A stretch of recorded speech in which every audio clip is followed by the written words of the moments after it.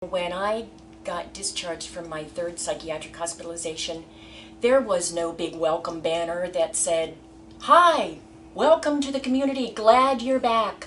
We're so glad to see you." It was a series of small, sometimes fruitful, sometimes challenging, sometimes painful steps in growing. I felt like a bud on a tree or a plant that was getting ready to newly emerge but not sure which direction she was going to go. I guess I made that a female plant. Yet I knew the things that had helped me in the past were the things that I needed to rely on. One of those was self-reliance, if I learned those lessons while I was in the hospital. And another large component was leaning on the things that always made me who I am and who I wanted to become again.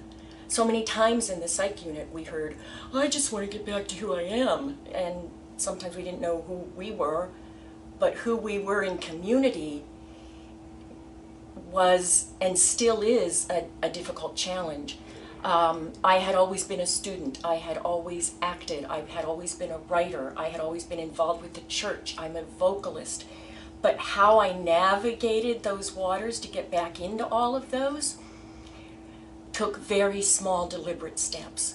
And I will say that it was an effort all the way around, because after the fact and during the fact of my own recovery, I was plagued with significant medical problems. So my community started to be doctors and nurses, and I didn't want it to be just doctors and nurses and medical personnel. I wanted to be back with my friends in the church and in the choir.